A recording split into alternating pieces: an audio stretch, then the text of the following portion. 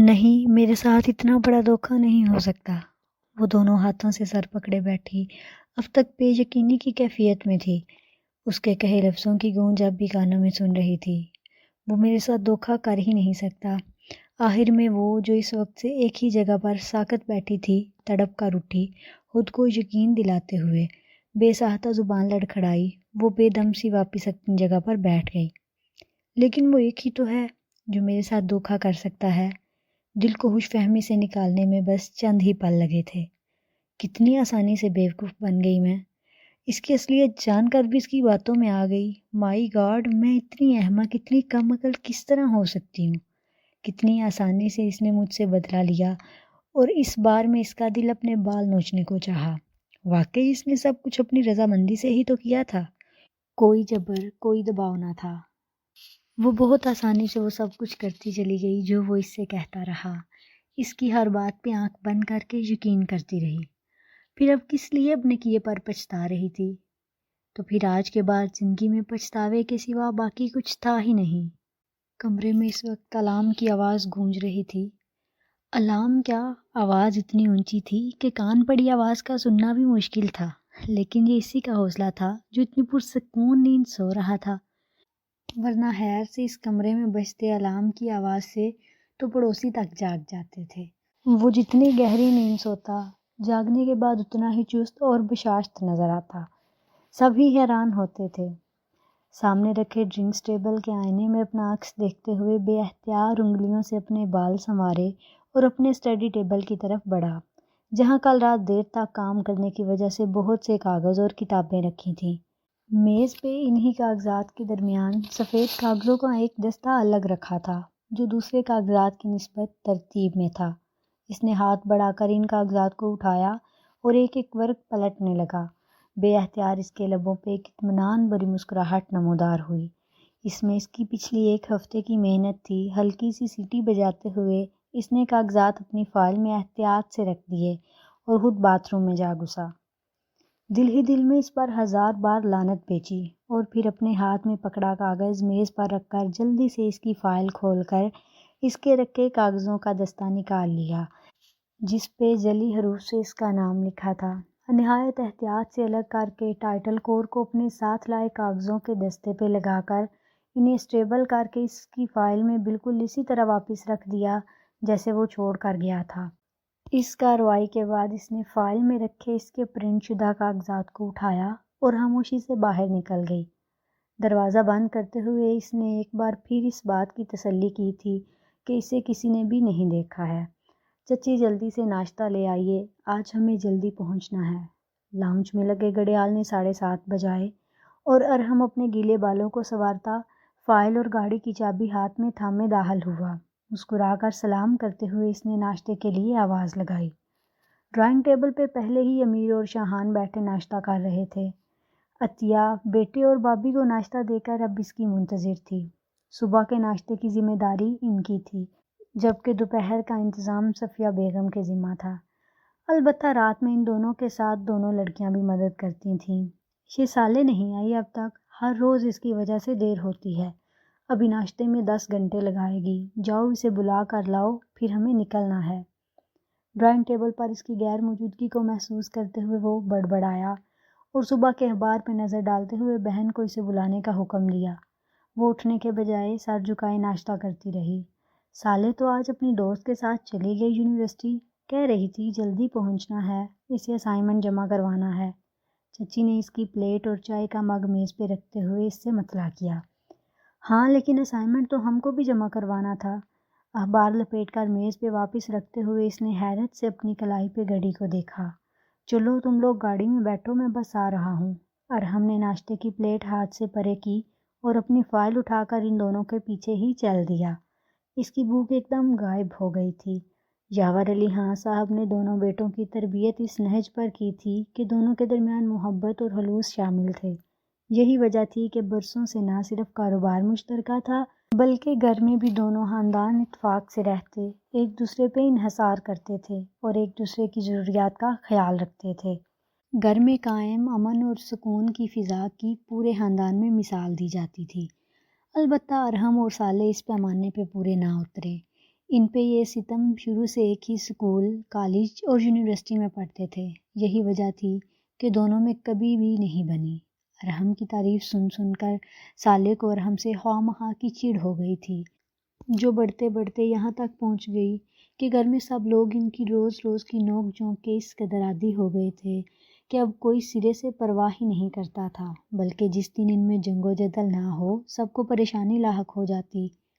ان سب باتوں کے باوجود عبد الرحمن اور عبد الرحیم کے خاندان کے درمیان سے سوئی گزرنا بھی ناممکن تھا۔ یونیورسٹی پہنچ کر صالح نے سب سے پہلے وہ کام کیا جس کے لیے وہ آج اتنی صبح خوار ہونے یونیورسٹی آئی تھی، یعنی اسائنمنٹ جمع کروانا۔ ارحم کی اسائنمنٹ فائل پہ اپنے نام کا لیبل لگا کر اس نے صبح آتے ہی پروفیسر کو دے دی تھی اور ان سے اپنا ذمہ داری اور قابلیت پہ ڈیروں داد بھی وصول کر چکی تھی۔ اب تک تو اسے پتہ چل چکا ہوگا نا؟ سیما نے سوال کیا۔ پتہ چل جاتا تو اس کی کال آ جاتی۔ اب تک رابطہ نہ کرنے کا مطلب ہے کہ اس نے فائل کو چیک نہیں کیا۔ وہ ارحم سے بخوبی واقف تھی۔ اسے معلوم تھا کہ ارحم کبھی اپنے لکھے کو دوبارہ چیک نہیں کرتا، کیونکہ وہ اسے کامل بنانے میں اتنی تحقیق کرتا ہے کہ تکمیل کے بعد کسی غلطی کی گنجائش باقی نہیں رہتی۔ ویسے تم نے بیچارے کے ساتھ اچھا نہیں کیا۔ مانور کو بہرحال اس کی حرکت اچھی نہیں لگی۔ وہ اس کا بھی ہم جماعت تھا اور اکثر پڑھائی کے سلسلے میں اس کی مدد کرتا رہتا تھا۔ صالح کی دوست ہونے کے باوجود مانور کی ہمدردیاں ارحم کے ساتھ تھیں۔ صالح کا بدلہ، مائی ڈیئر، اس نے جو میرے ساتھ کیا میں نے وہ اس کے ساتھ کر دیا، اس کی وجہ سے میرا اتنا ٹائم ضائع ہوا، اپنی مسکراہٹ سمیٹتے ہوئے اس نے جواب دیا۔ صالح، تمہارے پاس کافی ٹائم تھا، تم چاہتی تو تسلی سے اپنا کام مکمل کر سکتی تھی۔ پچھلے ہفتے وہ یونیورسٹی اپنی بیماری کی وجہ سے نہیں آ سکی اور اسی دوران پروفیسر نے ان کی فائنل اسائنمنٹ سیمیسٹر کے جمع کروانے کا اعلان کر دیا تھا۔ ارحم نے اسے موضوع ہی غلط بتایا اور صالح اسی موضوع پر گھر بیٹھی کام کرتی رہی۔ وہ تو فقط 2 دن پہلے یونیورسٹی آنے کے بعد اس کو حقیقت کا معلوم ہوا۔ ارحم بخوبی جانتا تھا کہ صالح گاہے پہ گاہے اس کے کمرے کی تلاشی لیتی ہے، اس لیے وہ چیزیں جنہیں صالح سے چھپانا مقصود ہوتا انہیں ہمیشہ تالے میں ہی رکھتا، جیسے اس کی ڈائری جسے وہ باقاعدگی سے لکھنے کا عادی تھا، لیکن ارحم کی احتیاط کے سبب آج تک وہ اس کے ہاتھ نہ لگ سکی۔ ارحم کے تو وہم و گمان میں بھی نہ تھا کہ اس کے ساتھ یہ ہونے والا ہے، اسی لیے جب پروفیسر نے کلاس سے پہلے آفس میں آنے کو کہا تو احساس تفاخر سے ان کے پاس پہنچا۔ وہ ان کا لائق طالب علم تھا، اسے یقین تھا کہ انٹرنشپ وغیرہ میں مدد کے لیے یا پھر کسی اہم مشورے کے لیے دفتر میں بلایا ہوگا، لیکن وہاں پہنچتے ہی جو بم اس کے سر پر پھٹا، اس کی گونج اتنی تباہ کن تھی کہ وہ سن بیٹھا کا بیٹھا رہ گیا۔ لیکن سر، مارک شیٹ پر اپنے نام کے ساتھ بڑا زیرو دیکھ کر اس کا دل دہل گیا۔ تم میرے انتہائی لائق اسٹوڈنٹ ہو، محنتی ہو، تمہارا رزلٹ میں نے کلاس میں اناؤنس نہیں کیا، لیکن سیریسلی تم نے مجھے بہت مایوس کیا۔ سر، میں قسم کھا کر کہتا ہوں میں نے اسائنمنٹ کو کاپی نہیں کیا۔ بہرحال وہ سچا تھا، اس لیے 2 ٹوک اس الزام کو قبول کرنے سے انکار ہی رہا۔ اب کیا کہو گے کہ تم نے اسائنمنٹ کاپی نہیں کی؟ لیکن سر، یہ میری فائل نہیں ہے۔ اس بات کی تو میں پہلی لائن سے ہی تصدیق کر سکتا ہوں۔ انہوں نے ہاتھ اٹھا کر اسے جانے کو کہا۔ تم اب جا سکتے ہو، آئندہ ایسی حرکت مت کرنا۔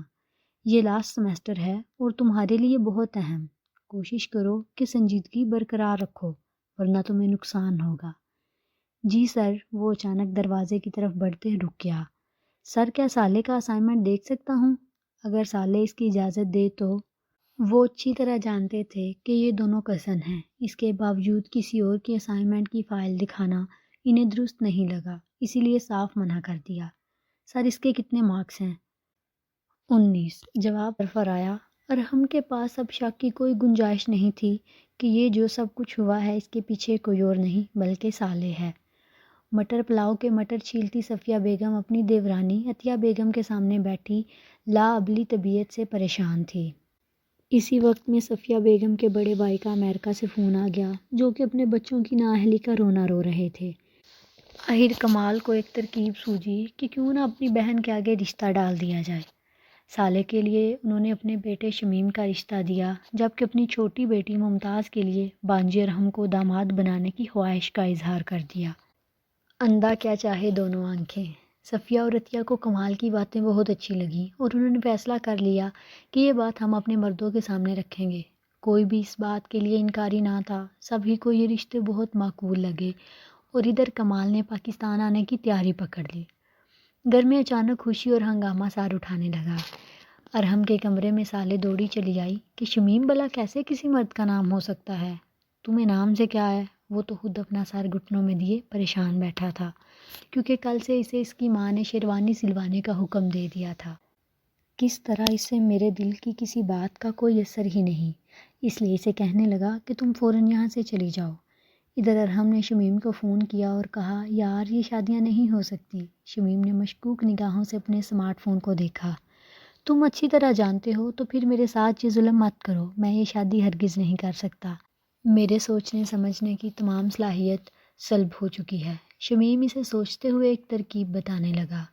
ارحم کو لگا یہ کام مشکل ضرور ہے، لیکن سالے کو منانے کے سوا کوئی اور دوسرا رستہ بھی نہیں تھا۔ ارحم کی بات سن کر وہ سیخ پا ہو گئی۔ تمہارا دماغ ٹھیک ہے، لیکن اگر تمہیں شمیم سے جان چھڑوانی ہے تو پھر تمہیں یہ کرنا پڑے گا۔ ارحم نے اسے یہ نہیں بتایا کہ شمیم بھی اس سے شادی نہیں کرنا چاہتا، کیونکہ یہ مشورہ بھی اسے شمیم نے ہی دیا تھا۔ لیکن اب نور کا کیا ہوگا؟ سالے کو تشویش ہوئی، لیکن وہ صبر و برداشت کا مظاہرہ کرتے ہوئے اپنے غصے پر قابو پاتا رہا۔ اس کی تم فکر نہ کرو، ضروری یہ ہے کہ ہم گھر میں سب کو بتائیں کہ ہم دونوں ایک دوسرے سے شدید محبت کرتے ہیں اور شادی کرنا چاہتے ہیں، تبھی ہم اس مصیبت سے بچ سکتے ہیں۔ حسب عادت سالے چپ نہ رہ سکی اور بولی محبت اور تم سے مجھے تو سوچ کر وحشت ہو رہی ہے، لیکن اس کے سوا کوئی اور آپشن بھی نہیں۔ گھر میں جس نے سنا وہ سن کر حیران رہ گیا کہ ہر وقت کی گولہ بارود کرنے والی فوجیں آج ایک دوسرے سے شادی کرنے کے لیے کیسے تیار ہیں، جس پر عطیہ اور صفیہ بیگم کو تو دل سے اطمینان ہو گیا کہ دونوں بچے گھر پر ہی رہیں گے۔ گھر میں نکاح کی تیاریاں شروع ہو گئیں۔ سالے نے جا کر ارحم کے کمرے پر دعویٰ بول دیا کہ تم کوئی اور طریقہ اپنا لیتے، لیکن کم از کم نکاح تو رکواتے، جس پر وہ فوراً بولا کہ اگر تمہیں شمیم سے شادی کرنی تھی تو ٹھیک ہے، میرے پاس اس کے سوا کوئی آپشن نہ تھا کہ ہم دونوں ایک دوسرے کو پسند کرتے ہیں، لیکن تم فکر مت کرو، ہم دونوں کی مرضی کے بغیر تو رخصتی کوئی بھی نہیں کروا سکتا، اس لیے بے فکر رہو، اس سے پہلے یہ معاملہ ختم ہو جائے گا۔ گھر میں نکاح کی تیاریاں عروج پر تھیں۔ سالے کی مرضی نہ ہونے کے باوجود تائی جی کی خواہش پر اسے سرخ رنگ کا غرارہ پہننا پڑا۔ ارحم کو مدد کے لیے پکارتی رہی، لیکن وہ کسی پروجیکٹ کا بہانہ بنائے منظر سے بالکل غائب ہو گیا۔ مجبوراً اسے ہتھیار ڈالنے پڑے۔ لیکن جب نکاح کے وقت دوستوں کے ہمراہ بڑے ٹھاٹ سے ڈیزائنر شیروانی پہنے ارحم ہوٹل پہنچا تو دل اس کی جان لینے کو چاہا، کیونکہ اس کے انداز سے ایسا نہیں لگ رہا تھا کہ یہ ڈرامہ ہے اور یہ مجبوری کا نکاح ہے۔ دل چاہا سب کے سامنے پول کھول دے، لیکن نہ تو موقع تھا اور نہ ہی دستور، بلکہ صبر کے گھونٹ پینے کے علاوہ وہ کچھ نہ کر سکی اور آنسو بہاتے اس نے نکاح نامے پر دستخط کر دیے۔ نکاح کے بعد وہ ابھی برائڈل روم میں ہی بیٹھی تھی کہ ارحم کی بہن دوڑتی ہوئی آئی اور ایک بم پھوڑ دیا۔ ارحم بھائی اور ان کے دوست رخصتی کی بات کر رہے ہیں۔ وہ ایک دم سے اپنی جگہ سے کھڑی ہو گئی اور اسے یقین ہوا کہ اس کے ساتھ کوئی بہت بڑی سازش ہو گئی ہے جس کی اسے خبر نہیں۔ اب آپ اپنے گھر نہیں بلکہ ہمارے پورشن میں آئیں گی۔ آہی یہ سب کیا ہے؟ اس کے ساتھ اتنا بڑا دھوکہ ارحم کیسے کر سکتا ہے؟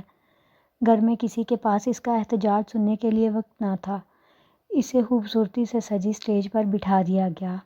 ارحم اس کے ساتھ بیٹھا نہایت خوش اور مطمئن دکھائی دے رہا تھا اور وہ بے بسی کی تصویر بنی تھی۔ واپسی پر اسے جب ارحم کے کمرے میں پہنچایا گیا تو خوبصورت پھولوں سے پورا کمرہ سجا ہوا تھا، جسے دیکھ کر وہ سمجھ گئی کہ یہ سب کچھ پہلے سے ہی ارحم کے پلان میں شامل تھا۔ جیسے ہی ارحم کمرے میں داخل ہوا اس نے اسے جھنجھوڑ کر رکھ دیا۔ تم نے میرے ساتھ یہ سب کیوں کیا؟ پہلے نکاح اور اچانک رخصتی؟ تم نے کہا تھا کہ تم نکاح ختم کر دو گے۔ اس نے اپنی تشویش کو سوالات کی صورت میں ڈال دیا، جس پر وہ پیار سے کہنے لگا کہ جھوٹ بولا تھا، لیکن مجھے پتا تھا کہ تم میری بات کا یقین نہیں کرو گی۔ جھوٹ؟ کیا مطلب؟ ارحم یہ سب تم نے مجھ سے اسائنمنٹ کا بدلہ لیا ہے؟ جس پر وہ سر پکڑ کر بیٹھ گیا کہ یار اسائنمنٹ کی بات درمیان میں کہاں سے آ گئی؟ لیکن سالے کو یقین نہ آ رہا تھا کہ اس بدترین انتقام کو لینے کے پیچھے اس نے اس کی زندگی کا تماشا بنا دیا اور اس کے اعتبار کا ہون کیا۔ میں تمہیں کبھی معاف نہیں کروں گی۔ جس پر ارحم بولا کہ تم ایک انتہائی احمق اور جذباتی لڑکی ہو، یہی وجہ ہے کہ کبھی سوچ سمجھ کر بات کیا کرو۔ لیکن صالح کہاں اس کی باتوں میں آنے والی تھی۔ بولی کہ تم کسی دھوکے میں مت رہنا، میں اتنی آسانی سے خاموش نہیں ہوں گی۔ تم مجھے گھر میں قید کر کے خود مانور کے ساتھ عشق لڑاؤ گے، میں بھی گھر والوں کو جا کر تمہاری حقیقت بتا دوں گی۔ ارحم نے اسے کھینچ کر واپس بٹھایا کہ تم ایسا نہیں کر سکتی، تمہارے اور میرے درمیان مانور کہاں سے گم کر آ جاتی ہے؟ تم مانور سے محبت کرتے ہو، اور وہ محبت نامے جو تم چھپا کر ڈائری میں لکھا کرتے تھے۔ وہ مسلسل اب رو رہی تھی۔ میں نے یہ تم سے کہا تھا صالح کہ میں نے آج تک مانور یا کسی بھی لڑکی سے محبت کی حامی نہیں بھری۔ ارحم مجبور ہو کر اسے وہ ڈائری دکھانے کے لیے اٹھا جس میں اس نے آج تک اپنی محبت کو قید رکھا تھا، اور واحد اس بات کا گواہ شمیم تھا۔ وہ آج تک یہ نہ سمجھ سکی تھی کہ شمیم اس رشتے پر اتنا خوش کیوں ہے، لیکن اسے یہ یقین نہ آیا کہ وہ نام کسی اور کا نہیں، ڈائری میں اس کا نام درج تھا۔ وہ کہنے لگی کہ آج تک آپ نے مجھ سے یہ بات چھپائی، مجھے ہمیشہ تنگ کیا کرتے تھے۔ جس پر ارحم نے جواب دیا کہ میں اس وقت تمہیں معصومیت اور محبت سے دیکھا کرتا تھا، جب تم میری باتوں پر چڑھتی تھی اور بھاگ بھاگ کر میری شکایتیں تایا ابا کے پاس جا کر لگاتی تھی، اور مجھے تمہاری معصومیت پر پیار آتا تھا۔ وہ شرارتی نظروں سے صالح کو دیکھنے لگا۔ او میرے اللہ، کیا ہو جاتا اگر تم یہ سب سیدھے راستے سے کر لیتے، اگر غصے اور فرسٹریشن میں آ کر میں کچھ الٹا سیدھا کر لیتی۔ محبت اور دل کا حال اس لیے نہیں بتایا کہ تم پتہ نہیں یقین کرتی یا نہ، اور ڈرامہ رچانے سے پہلے میں بڑے ابا کو سب کچھ بتا چکا تھا، اور ان سے کچھ بھی چھپا نہیں۔ انکشاف پر انکشاف ہو رہے تھے، یعنی اس نکاح اور رخصتی والے کھیل میں بڑے ابا تمہارے ساتھ شامل ہیں؟ جی ہاں، ارحم نے سر ہلا کر جواب دیا۔ قسم سے دل تو کر رہا ہے تمہارا سر پھاڑ ڈالوں، لیکن ارحم نے ہاتھ بڑھا کر الارم کلاک صالح سے لے لیا اور خوبصورت سی انگوٹھی نکال کر اس کے ہاتھ پر رکھی۔ سچ تو یہ ہے صالح کہ محبت نہیں، بندے کو عشق ہے تم سے، اور اس عشق نے مجنوں، فرحاد سب کو ہی پیچھے چھوڑ ڈالا ہے۔ اب چاہے سر پھوٹے یا ماتھا، بندے نے ہاں کر دی ہے۔ اس نے شرارت سے صالح کی طرف دیکھا۔ کمرے میں پھولوں کی بھینی بھینی خوشبو، ارحم کی محبت کے رنگ حاوی ہو رہے تھے۔ صالح